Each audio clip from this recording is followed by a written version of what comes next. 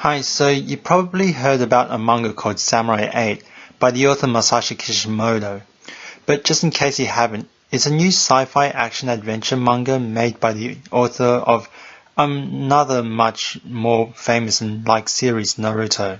However, unlike the success of Naruto, Samurai 8 didn't do nearly as good and just got cancelled. I think there's a chapter remaining, or maybe by the time I uploaded this, it would have already ended. I usually take a long time editing, and this will be my longest manga talk yet, so I don't know how much longer. Anyways, in a way, I found this sad, not because I personally like Samurai 8, but because I myself was a big fan of Kishimoto's previous series Naruto too. But at the same time, I am not surprised at all by the cancellation of Samurai 8, since I've started reading the series for like a chapter and could never read past that first chapter. If this had been any other random manga I'd come across, I would have dropped it and forgot about it. However, I tried to give this a chance because I had already known Kishimoto had once wrote a series that most manga fans, including myself, loved. But no matter how many times I tell myself to keep reading Samurai 8, I couldn't find any energy to. The first chapter already had many problems which probably you'd know if you'd read it, but I'll elaborate. The first being the main character. Hachimaru's personality is quite average, maybe on the boring side. We hardly had any scenes where we learned about him personally, but even when we did, it was only that he liked this samurai game and wants to be a samurai. Alright, you have a passion for your main character, that's good. But what shonen protagonist doesn't have that? But yeah, what else is there? Compare Hachimaru with the personality of the protagonist of Kishimoto's previous work and you'd see how Naruto is much more interesting. Not only are you shown he has a dream to become Hokage, but this is due to a longing for acknowledgement, from being lonely, and also from that loneliness he became a troublemaker for attention with rather creative uses for illusionary techniques. There's also his love for ramen, we can't forget that. Hachimaru is a mediocre main character, but by himself, he's not irredeemable. What I really want to talk about is this next problem with Samurai 8, and that is infodump. The first chapter is much more focused on exposition than characterization, and drowns us under lots and lots of information. You know those prologues at the start of many series where they say some mysterious concepts which we don't know the meaning of until later?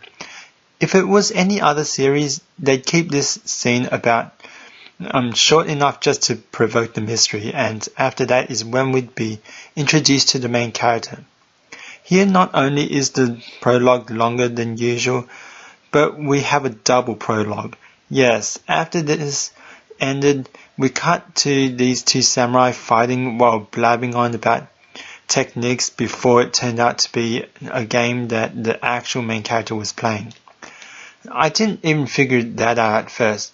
I know that Kishimoto tried to give the feel of a samurai story in a fun, bait-and-switch introduction, but these are usually snappy, not taking hundreds of words before ruining the gag. This combined with the starting prologue makes 11 pages with over 500 words before actually meeting the main character, and that's not even all the exposition of the chapter. There's this guy later blabbing on about what a samurai is supposed to be. It's just really hard to get into it. Not a good introduction at all. I heard some people say it gets better, and also why I tried telling myself to read more even though I didn't feel like it. But even if it does, that doesn't excuse how much of a drag this introduction is. It's literally like doing a chore for hours before it's apparently supposed to pay off. But still, chores aren't fun.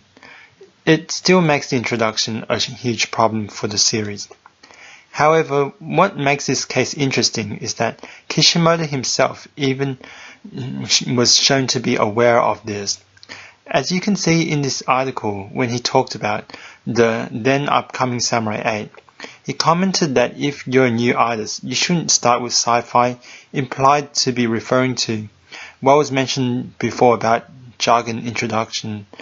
Yeah, but then next part, he says he thinks, quote, he has more leeway coming straight off Naruto, end quote. Samurai 8 actually betrays many words of wisdom Kishimoto gave in the past.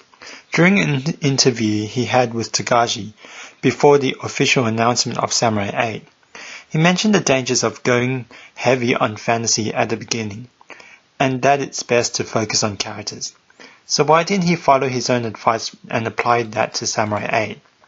From what I heard, it's most apparent that Kishimoto only sees them as relevant to new authors in the industry and not to someone like himself who has more leeway coming straight off Naruto.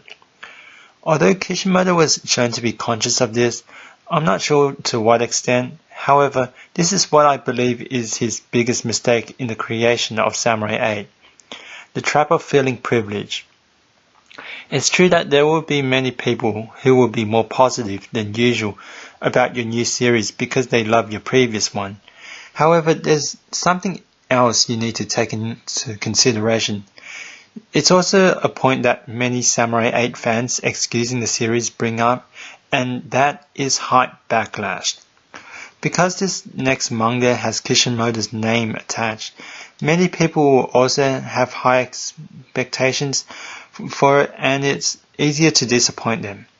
So what is it then? Would past fame help or hinder you in new series? Would it make fans more positive or negative in approaching your new work? The answer is both.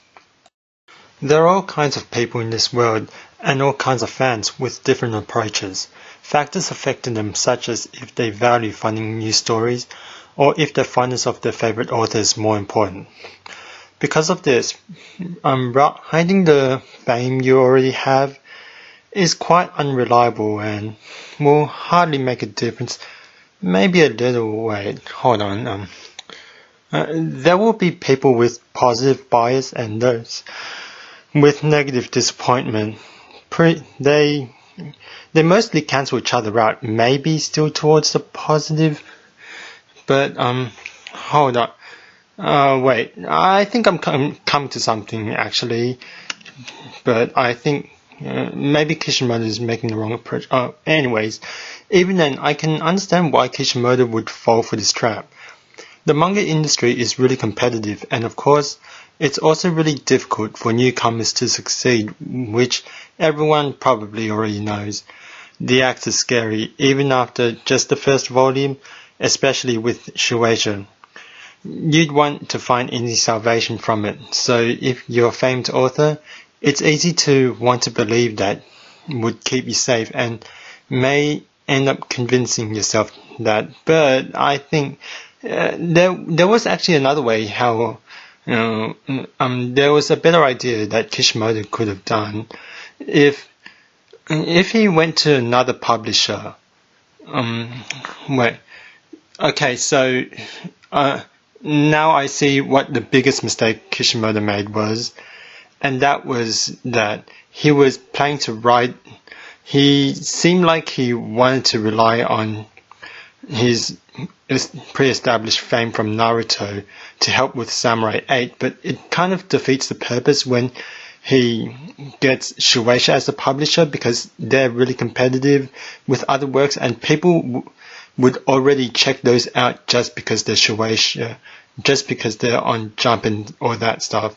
Yeah, and that, so it's not much point having your fame there.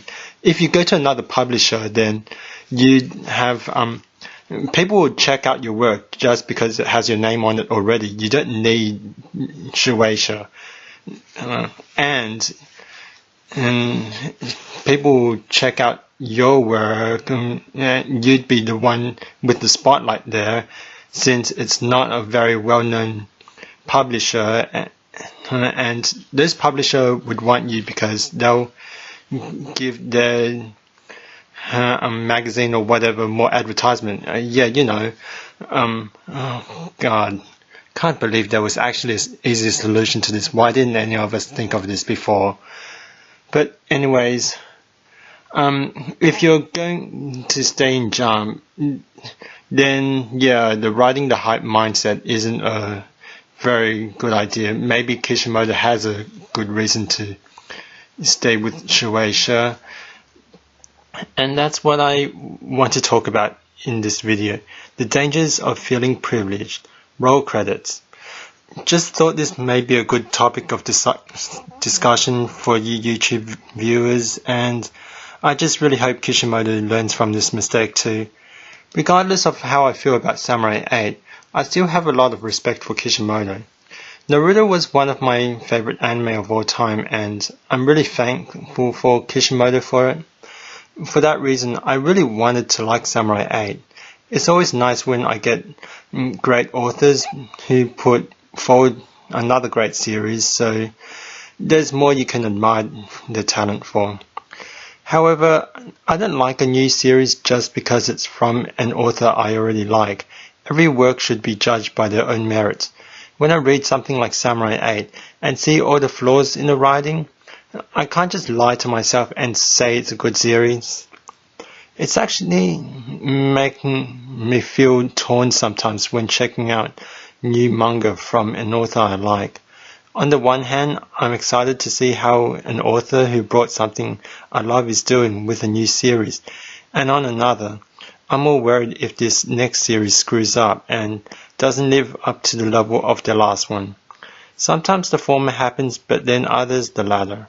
Unfortunately, that's where Samurai 8 falls. But that doesn't mean I lost my respect for Kishimoto really, maybe just a little, but I still wish him luck in anything else he does.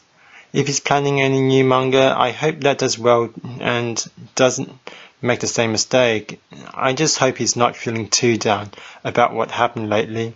I understand it can be a painful experience, and yeah, but I also hope he can bounce back to do well for himself. Whatever the future has in store, ganbatte.